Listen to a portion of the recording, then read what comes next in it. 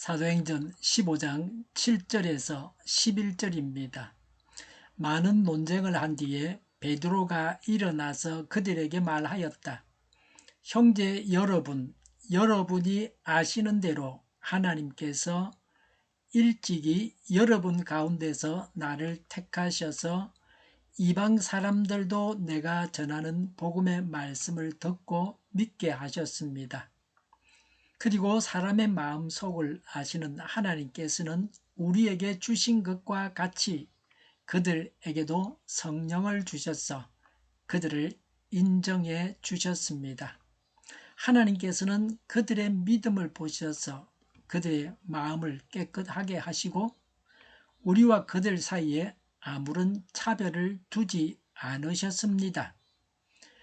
그런데 지금 여러분은 왜 우리 조상들이나 우리가 다 감당할 수 없던 멍에를 제자들의 목에 메워서 하나님을 시험하는 것입니까? 우리가 주 예수의 은혜로 구원을 얻고 그들도 꼭 마찬가지로 주 예수의 은혜로 구원을 얻는다고 우리는 믿습니다. 아멘. 이 모임을 예루살렘 공의회라고 하고 또 예루살렘 총회라고도 합니다. 이것이 전례가 되어서 이후에도 신학적인 논쟁이 있을 때마다 교회 지도자들이 모여서 회의를 통해서 결정했습니다. 7절에 많은 논쟁을 했다고 했습니다. 많은 논쟁들을 다 기록하지는 않았습니다. 구태여 기록할 필요가 없기 때문에 생략했습니다. 성경에 기록하지 않은 것은 중요하지 않은 것입니다. 길게 기록한 것은 중요한 것입니다. 반복하는 것도 중요한 것입니다. 오늘 본문은 회의가 거의 마무리 단계에 들어섰습니다. 베드로의 발언을 결론으로 기록하고 있습니다. 교회의 결정이 거의 드러나고 있습니다. 7절에 많은 논쟁을 한 뒤에 라고 했습니다. 많은 말들이 있었습니다. 그러나 성경에 기록할 만한 가치가 없었습니다.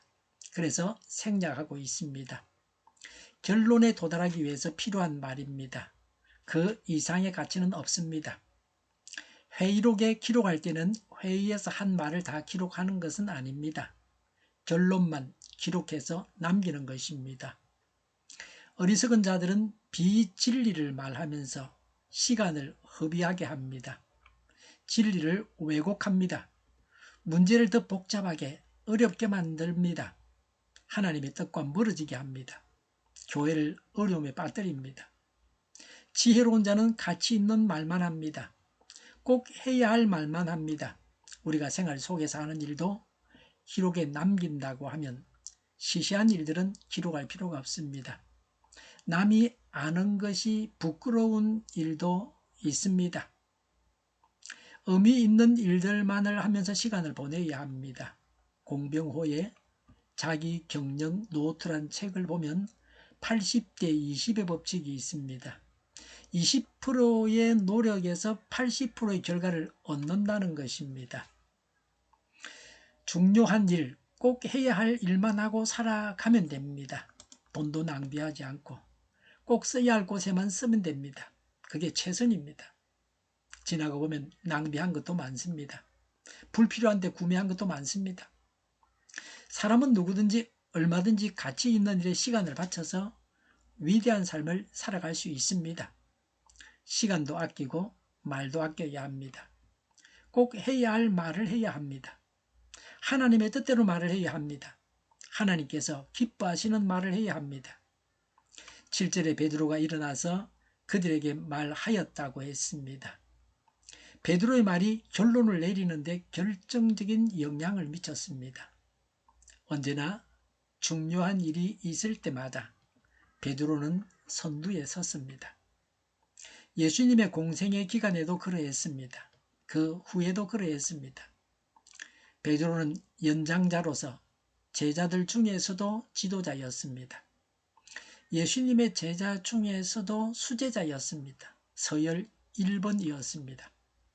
예수님의 12 제자 중에서 가장 열정적으로 예수님을 따라다닌 자가 베드로였습니다. 꼭 한 사람만 예수님을 따라갔다 했을 때는 베드로입니다. 무리로 걸었을 때 예수님과 베드로 두 사람입니다. 베드로는 잠깐 걷다가 말았지만 어쨌든 예수님이 무리를 걷고 베드로가 양껏 무리에서 시도하다가 걷다가 빠질 뻔하고 그랬습니다. 다른 제자들은 그런 것도 해보지 못했습니다. 7절에 형제 여러분, 여러분이 아시는 대로 하나님께서 일찍이 여러분 가운데서 나를 택하셔서 이방 사람들도 내가 전하는 복음의 말씀을 듣고 믿게 하셨습니다라고 했습니다. 복음의 말씀은 좋은 소식의 말씀입니다. 구원의 소식, 즉 예수 그리스도를 통한 구원의 말씀을 말합니다. 예수님이 복음입니다. 복음은 기쁜 소식, 복된 소식입니다. 베드로와 함께 하신 하나님께서 하신 일을 체험한 것을 말하고 있습니다. 하나님께서 이방인들을 구원하신 것을 두고서 말을 하고 있습니다. 사도행전 11장 1절부터 18절에 로마 군대 백부장 고넬료의 해심 사건 때에 헬라파 유대인들에게 이방인 구원의 당위성과 필요성을 언급한 적이 있습니다. 그때 율법주의자들도 베드로의 말에 수긍했습니다. 바로 이 일을 가리켜 너희도 알고 있다고 했습니다. 할례도 받지 않은 이방인들에게 베드로의 말을 듣고 예수님을 믿자 이들에게 성령께서 임하셨습니다. 이방인들이 오순절 체험을 했습니다. 성령 세례를 주신 분은 베드로가 아닙니다. 성령 하나님이십니다. 하나님의 결정입니다. 하나님께서 먼저 할례를 베풀라고 하지 않으셨습니다. 그러면 내가 성령 세례 줄게 그러지 않으셨습니다. 할례 받지 않은 이방인도 유대인들과 같이 예수님을 믿자 성령 세례를 주셨습니다. 성령 세례는 사도행전 2장에 나오는 오순절 성령 강림입니다. 성령 세례의 골자는 확신입니다. 방언이 아닙니다. 방언은 드러나는 겁니다. 그냥 방언이나 기적이나 병 고치는 은사를 같이 받기도 합니다. 성령 세례 받을 때 확신이 골자고 방언이나 기적이나 병 고치는 은사는 따라오기도 합니다. 우리가 늘 사모하고 받아야 할 것이 성령 세례입니다. 성령 세례를 일생에 여러 번도 경험해야 합니다. 8절에 그리고 사람의 마음속을 아시는 하나님께서는 우리에게 주신 것과 같이 그들에게도 성령을 주셔서 그들을 인정해 주셨습니다 라고 했습니다. 하나님은 마음을 아신다고 했습니다. 하나님은 할례라고 하는 외형을 보시는 분이 아니십니다. 사도행전 7장 51절에서 할례는 마음과 귀에 받아야 한다고 했습니다. 마음의 할례는 성령 세례를 말합니다. 이방인에게도 성령을 주셨다고 하는 것은 사도행전 10장 44절에 고넬료와 그의 가족이 성령 받은 것을 말합니다. 9절에 하나님께서는 그들의 믿음을 보셔서 그들의 마음을 깨끗하게 하시고 우리와 그들 사이에 아무런 차별을 두지 않으셨습니다 라고 했습니다. 베드로는 오직 믿음을 말하고 있습니다. 할례 같은 형식적인 것이 아니라 오직 예수님을 주로 믿는 믿음을 보시고 의롭다고 하셔서 구원을 베푸십니다. 하나님께서 이방인과 유대인을 동일하게 대하셨습니다. 모세의 율법을 지키는 유대인이나 모세의 율법을 지키지 않는 이방인을 동일하게 대하셨습니다. 유대인들에게 성령을 주셨던 것처럼 이방인에게도 성령을 주셨습니다. 베드로는 선민의식을 버리라고 유대인들에게 말하고 있습니다. 10절에 그런데 지금 여러분은 왜 우리 조상들이나 우리가 다 감당할 수 없던 멍에를 제자들의 목에 메워서라고 했습니다. 율법은 유대인들이 감당할 수 없었던 멍에였습니다. 율법을 다 지킬 수는 없습니다. 율법은 의무요, 순종을 요구합니다. 죄인에게 제가 무엇인지 알려주고 고통을 줍니다. 베드로는 그런 율법의 멍에를 믿는 자들에게 지워서는 안 된다고 했습니다. 공연한 짐을 스스로 만들어져서도 안 됩니다. 남에게 쓸데없는 짐을 지워서는 안 됩니다. 하나님의 말씀만을 지키면 됩니다. 하나님의 뜻대로만 하면 됩니다. 사람이 만든 짐까지 지워서는 안 됩니다. 10절에 하나님을 시험하는 것입니까? 라고 했습니다. 사도행전 10장 1절부터 16절에서 베드로는 자신도 욥바에서 하나님께서 깨끗하다 하신 것을 마다한 경험이 있었습니다. 하나님께서 깨끗하게 하신 것을 더럽다는 유대인들의 태도를 하나님을 시험하는 것으로 간주했습니다. 하나님을 시험한다는 말은 하나님을 거스린다는 말이기도 합니다.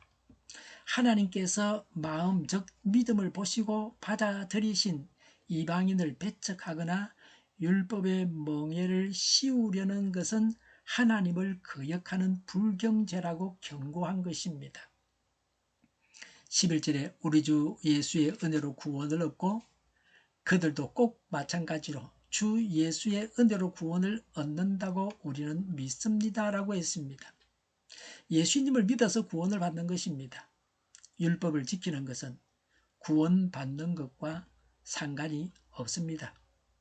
율법으로 구원을 받을 수 있다면 예수님께서 오실 필요가 없었습니다. 오직 예수님을 믿어서 구원받습니다. 우리의 의나 착함이나 선행으로 구원받을 수 없습니다. 율법주의자가 되어서 공연한 짐을 만들어지고 고통을 당해서는 안 됩니다. 믿음으로 승리하는 삶, 풍성한 삶을 살아야 합니다. 믿음 안에서 구원의 기쁨을 가지고 승리하시기 바랍니다. 구원받은 자답게 성결한 삶을 살아가시기 바랍니다. 기도하겠습니다. 믿음으로 구원받는 진리 위에 늘 서게 하옵소서. 예수님을 믿어서 죄를 용서받고 의로운 자가 되어서 구원받았다고 확신하게 하옵소서. 우리를 불쌍히 여겨 주옵소서. 저희를 악에서 구하옵소서. 하나님의 뜻이 이 땅에서 이루어지게 하옵소서. 우리의 간구에 응답하여 주시옵소서. 기도하기를 쉬지 않게 하옵소서. 우리의 필요를 채워 주옵소서. 오늘도 차고 넘치는 복된 삶을 살게 하여 주시옵소서. 감사와 찬양을 주님께 돌려드리며 예수님의 이름으로 기도하옵나이다. 아멘.